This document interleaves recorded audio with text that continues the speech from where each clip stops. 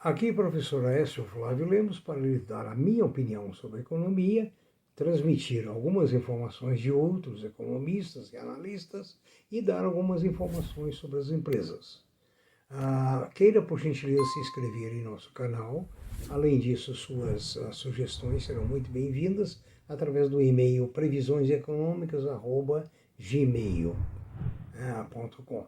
No site www.previsioneseconomicas.com.br você encontra a nossa playlist com mais de 100 vídeos, acredito que um número superior a podcasts à sua disposição.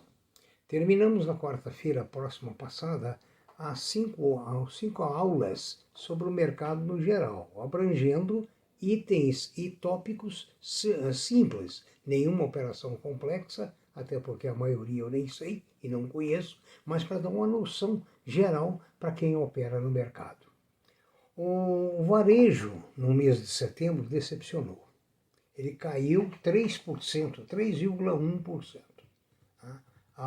Ou seja, é uma possibilidade de um trimestre muito ruim, mas com razões. Por que é que o varejo está caindo? Primeiro, de empresa para empresa, nós precisamos pensar que o mercado brasileiro recebeu outros parceiros, né? Parceiros fortes, como a Amazon.com, Mercado Livre, ao lado de Magazine Luiza, Casas Bahia, lojas Americanas e tantas outras. Né?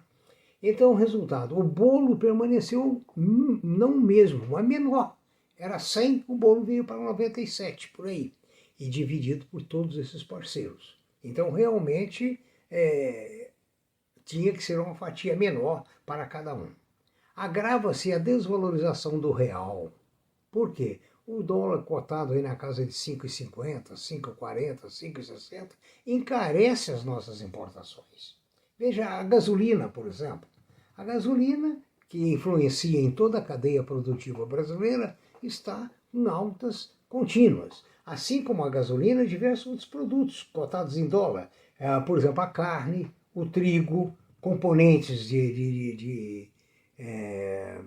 vindos do exterior, fertilizantes e outros. Enquanto a renda do pobre brasileiro continua em reais. Quer dizer, dolarizou-se o custo, mas não se dolarizou a receita. Presta bem atenção o que é que eles estão fazendo com a gente, certo? Talvez até nem os políticos entendam isso, porque afinal de contas eles não têm assim um conhecimento tão profundo, com raras exceções. O aço é outro componente que tem contribuído para dificultar a construção civil, que é um berço de emprego significativo, né?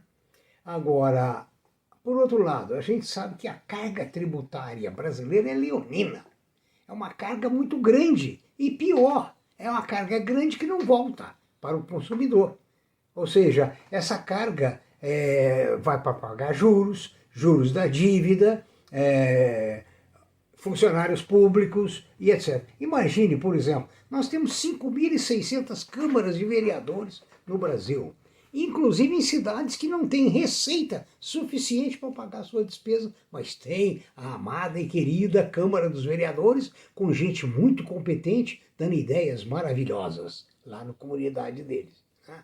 Porque para o Brasil, toda essa parafernália não tem resultado em progresso para nós. Temos 26 câmaras de deputados, o Senado, a Câmara Federal. Imagine o número de funcionários que nós temos que sustentar, certo?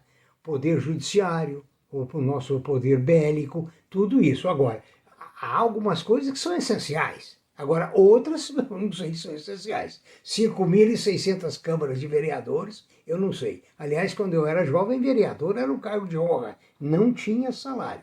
Meu avô foi deputado, na época, por Minas, não tinha salário.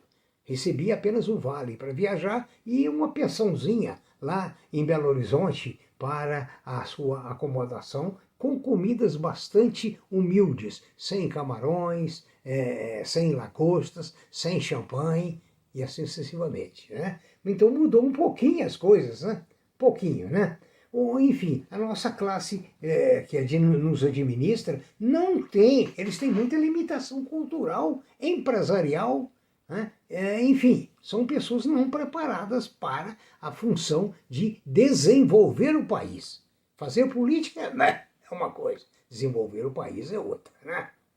O mercado internacional nós podemos citar mil e um problemas, como por exemplo a inflação norte-americana, que prejudica a retomada dos americanos. Uma inflação maior lá diminui a demanda. É o caso que acontece aqui conosco. Só que lá é dólar a dólar, aqui é dólar a real, né? A crise chinesa, que está um caso seríssimo, né? A crise da construção, a crise do comando chinês criando normas para a educação e outras atividades, né?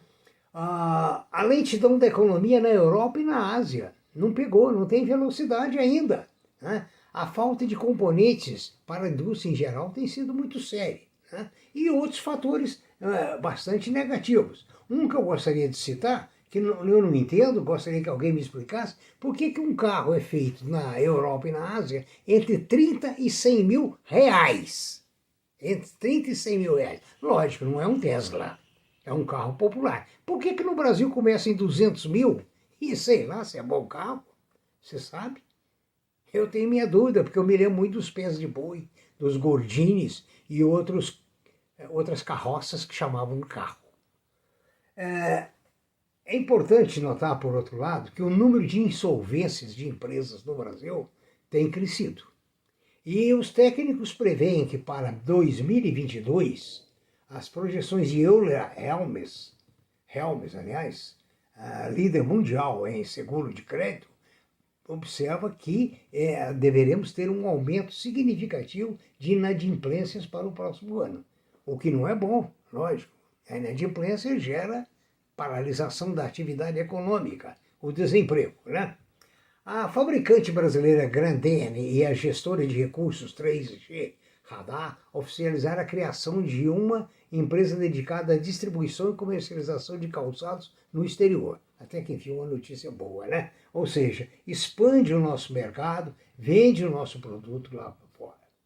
Os títulos imobiliários em setembro tiveram alta o seguinte: HCTR11 com 1,8 a mais, XPML11 com 1,36 a mais, BCR11 com 1,36 também a mais, a VILG 11 com 1,23 a mais e DEVA com 1,2 a mais, né?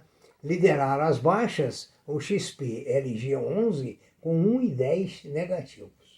Não vamos falar nos outros negativos, que já temos falado muito em questão negativa. E outro lado também é interessante, a Usiminas está entrando, dentro do mercado de aço, no mercado de saúde.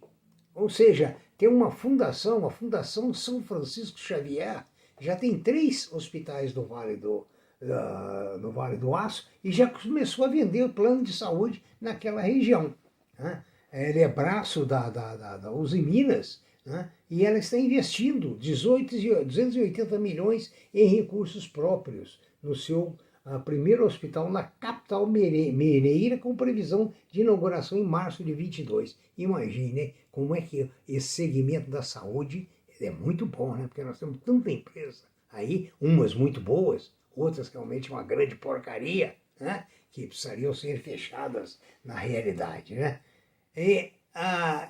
Então, veja bem, a Embraer, agora outra notícia boa, a Embraer está batendo recorde em exportação e venda.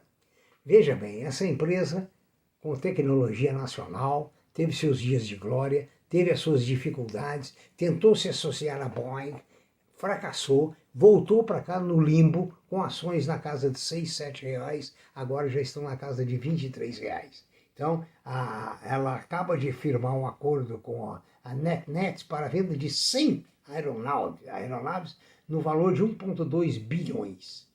Já entregou 100 jatos executivos Phenom, a companhia que pertence ao grupo Berkshire Hathaway. Realmente é uma honra para nós ver essa empresa crescendo, né?